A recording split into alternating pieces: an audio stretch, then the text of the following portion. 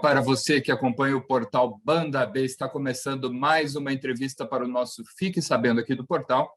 Eu sou Rodrigo Silva e o papo de hoje é saúde mental. Durante os Jogos Olímpicos de Tóquio, a atleta americana Simone Biles, da ginástica artística, desistiu de participar de 5 provas finais na modalidade e ela disputou apenas uma, a trave, onde ela levou a medalha de bronze ontem. Só que ela não se sentiu bem, disse que estava com bloqueios mentais, o que afetou seu desempenho. Infelizmente, a pressão dos Jogos Olímpicos acabou atingindo a Simone, que apesar de ser jovem, tem 24 anos, ela já é uma ginasta extremamente premiada. Mas o caso dela, que repercutiu muito, é uma prova de que problemas na saúde mental podem atingir a qualquer um.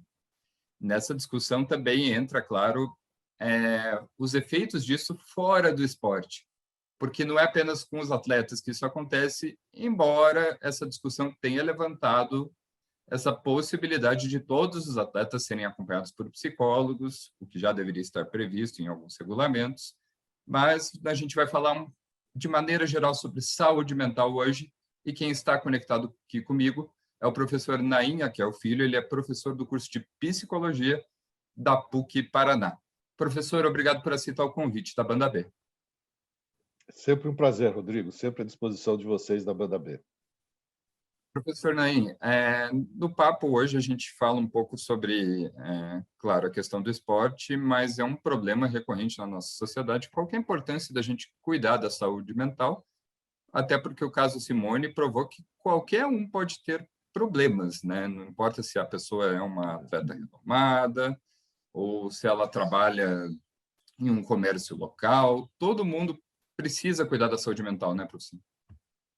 Sem dúvida. Mas eu acho, Rodrigo, que a grande questão é a questão do conhecimento. Não é? Esse período de pandemia fez o mundo refletir sobre várias questões, sobre diversos valores da sociedade e rumos que a gente estava tomando e como espécie, né, como civilização.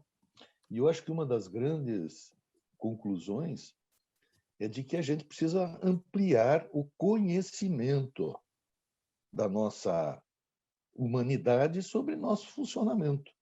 Quer dizer, a gente não pode ser o tempo todo ignorante ou ter um grande nível de desconhecimento sobre determinados assuntos, porque a gente vira, de repente, presa fácil para manipulação, para descaminhos, né? Então, aquilo que já está consagrado como uma verdade basilar da nossa sociedade, de que a verdade nos liberta, de que o conhecimento é o caminho para o progresso e para o bem-estar da humanidade, a gente não pode abrir mão disso. E nunca, como dantes na história da humanidade, nós tivemos uma oportunidade de ter tantos conhecimentos sobre nós mesmos como neste momento. Nós estamos num momento muito especial de oportunidade para conhecermos como nós funcionamos. A última grande barreira era como funcionava o nosso cérebro. Nesse tema mental, psíquico, psicológico, sempre foi muito cheio de teorias, de explicações provisórias, né, de conceitos saídos da cabeça de um ou outro pensador. Mas conhecimento científico comprovado, verificado, eram muito esparsos, até a última década do século XX. 1990, começa no mundo a chamada década do cérebro. Pelo próprio desenvolvimento tecnológico, pelo desenvolvimento das comunicações, foi permitido ao ser humano conhecer e desvendar esse último grande mistério sobre nosso funcionamento. O sistema nervoso, o cérebro em especial. Que não tenha dúvida, caro Rodrigo, que é responsável pelos nossos comportamentos, que é responsável pelos nossos sentimentos, pelas nossas emoções, pelas nossas fraquezas ou pela nossa força de enfrentamento às dificuldades. É o nosso cérebro. E a gente era muito ignorante a respeito disso. não somos mais. Não somos mais. Especialmente, me admira a América do Norte, que é o continente aonde a neurociência emerge de forma mais consistente, é onde estão sendo produzidos a grande maioria desses conhecimentos, que na América do Norte, que nos Estados Unidos, o país mais forte desse continente, ainda haja espaço numa seleção olímpica para a carência de profissionais da área de saúde mental. É surpreendente isso. Né? E hoje a gente sabe, a saúde é uma coisa só. O mental era só uma forma de se referir a uma porção do nosso comportamento, mas tudo está dependendo do cérebro humano, do corpo humano. Saúde é saúde. E a chamada saúde mental é tão ou mais importante que a dita saúde física. Então, a resposta é: o Pode falar. conhecimento é que vai fazer a diferença. Professor, a Simone, depois que anunciou que desistiria das finais, ela disse que não confiava mais tanto nela mesma. Essas são palavras dela. Ela tinha muita expectativa sobre a performance dela, né, nas finais da ginástica, e também uma autocobrança muito grande, até pela pressão que estava sobre ela. Isso pode transparecer com muita facilidade para a nossa realidade, até porque muita gente que vai nos assistir, vai assistir essa conversa gravada aqui no YouTube, talvez se identifique também. Até que ponto esse excesso de expectativa e autocobrança, até que ponto isso é bom ou ruim? Então, eu lembro, por exemplo, há 40 anos atrás, o trabalho do psicólogo nas equipes esportivas, Rodrigo, era no sentido de relaxamento, concentração, baixar o nível de ansiedade, controle absoluto sobre a ansiedade. Isso é ignorância de como nós funcionamos. Né? A ansiedade não é nossa inimiga. Por incrível que pareça, a ansiedade é uma resposta de qualificação do nosso organismo para enfrentar situações de maior exigência. A ansiedade aumenta a frequência cardíaca, aumenta a frequência respiratória, melhora os níveis de glicose no sangue, deixa o cérebro mais ativo, você enxerga mais longe quando está ansioso, você escuta melhor, o teu corpo está preparado para a ação. Relaxar um atleta antes de uma prova, de um desafio, não é o mais indicado. Por outro lado, esse nível de ansiedade pode se transformar no que a gente chama de estresse. Então, esse nível de ansiedade não pode ser também excessivo a ponto de fazer a pessoa se desorganizar, perder o controle sobre o seu comportamento. É o caso dessa atleta que você está falando. O nível de cobrança, o nível de pressão, sem mecanismos de compensação, levam ao estresse. A resposta dela é uma típica resposta de estresse, que só não foi pior porque ela teve a sabedoria de dar uma freada. Porque se ela tivesse se exposto, as consequências poderiam ser muito piores para ela. E eu nem estou falando em ganhar ou não ganhar medalha. Eu estou falando em médio e longo prazo o efeito disso sobre a sua saúde. Então, o segredo é o equilíbrio entre a ansiedade saudável, a ansiedade que nos torna melhor, e os mecanismos de controle disto.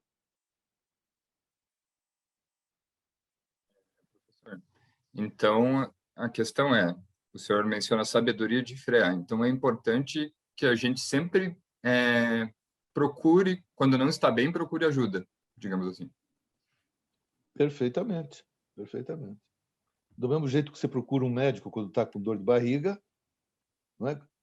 Que você tenha uma assessoria nessa área, que é a psicologia. É a psicologia que te dá esse caminho. Né? Eu te dou um exemplo, Rodrigo, sem me me prolongar muito. O Bernardinho, você conhece, o técnico Bernardinho. Ele é um sujeito que trabalha com um nível de pressão, de cobrança, de exigência sobre os atletas enorme, não é verdade? De jeito nenhum ele é... Até você tem vários treinadores que costumam fazer isso, né? Lidar com o psicológico do elenco que você tem, muitas vezes, né? O Bernardinho lida com o psicológico do elenco na pressão. Uhum.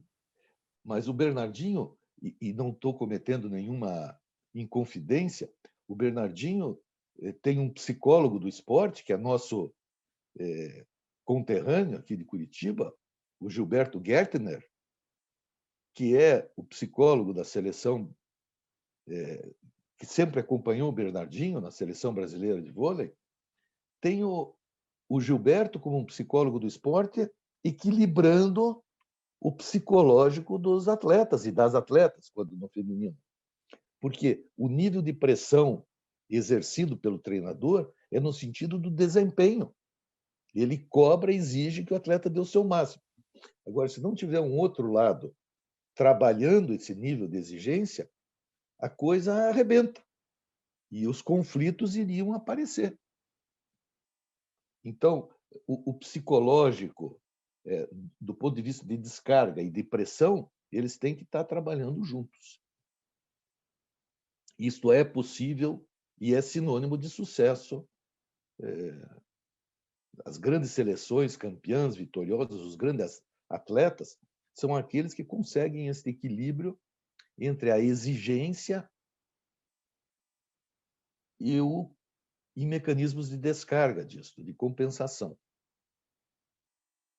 Professor, fugindo um pouco do esporte agora, entrando um pouco na discussão saúde mental em pandemia, a gente não pode esquecer, né, que a gente está num momento ainda de pandemia, ainda não está controlado, e com todos os profissionais da psicologia, da psiquiatria com quem eu converso, eles me dizem, aumentou muito o número de atendimentos.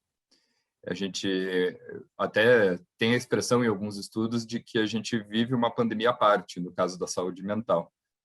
Como é que o senhor está vendo esse horizonte exatamente em um tema que ainda pode ser considerado tabu, né? Então, algumas coisas, desde o começo, a gente percebia, né?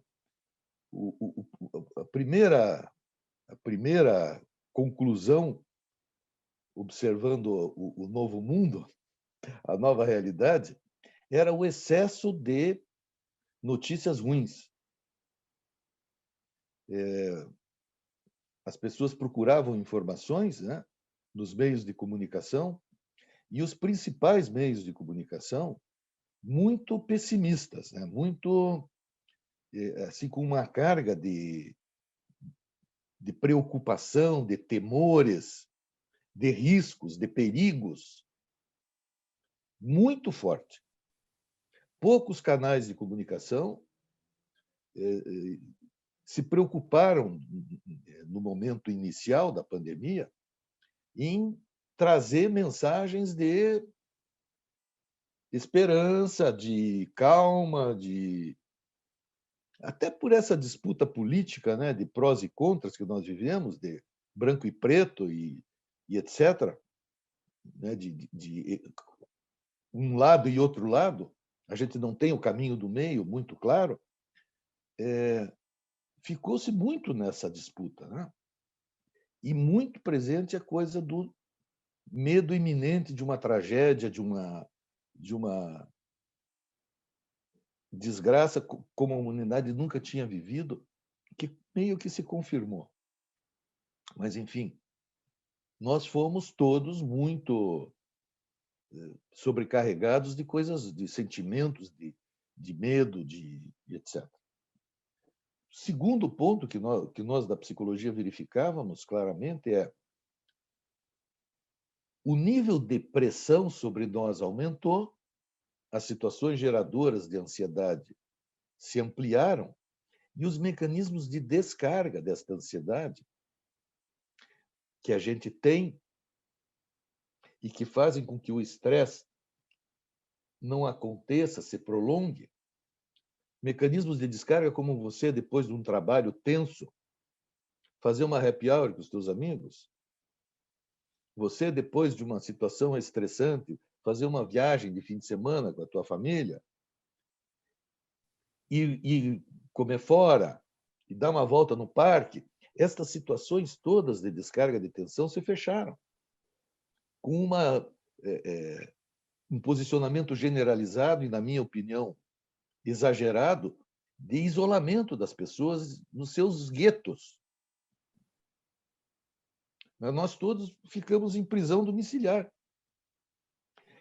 E você veja que a prisão domiciliar é uma coisa que não é um prêmio, é um castigo. E quando eu vivo num ambiente amplo, arejado, ensolarado, eu estou numa prisão domiciliar, legal. Quando eu vivo num ambiente menos salubre que este, eu estou numa prisão domiciliar muito, muito ruim. Então, além de tudo, esse isolamento é muito injusto. É muito terrível para as pessoas de uma determinada condição socioeconômica. E é onde está aparecendo mais esse comportamento desorganizado. Então, na minha opinião, são dois fatores. Muita apreensão, muita pressão sobre todos nós e muito pouca possibilidade de descarga desta pressão. À medida que a coisa foi evoluindo, o discurso mudou, alguns órgãos de comunicação começaram a ser mais enfáticos nas boas notícias, na esperança, nas mensagens de tranquilidade para a população, até trazendo muita informação positiva. É o caso de vocês. Meus parabéns aqui para toda a rede da Banda B. E mais do que isso, as oportunidades foram sendo abertas para que a gente lentamente voltasse a ter possibilidades, mesmo que controladas, de sair, de correr na rua, de encontrar pessoas e voltar a ter canais de descarga da nossa tensão. Porque isso é a resposta do estresse. É tensão acumulada que explode em comportamento desorganizado. Se essa tensão é descarregada eventualmente, a gente leva a coisa a médio prazo. Se não tem canal de descarga, a gente explode mais rapidamente. Professor, eu queria te agradecer por essa entrevista. Muito obrigado. Sempre às ordens. E para ver essa e outras entrevistas do Fique Sabendo da Banda B, você pode acessar o www.bandab.com.br/notícias/categoria/Fique Sabendo. Todas as entrevistas também estão no YouTube da Banda B. E logo, logo, nós teremos esse mesmo vídeo anexado a um material escrito, que vai ao ar ainda hoje ali no portal Banda B, ali no Fique Sabendo, um pouquinho mais para baixo no portal, mas também a gente vai divulgar nas nossas redes sociais. Todo mundo vai conseguir ver o conteúdo dessa entrevista. Professor, obrigado novamente. E, pessoal, até amanhã em mais uma entrevista. Tchau.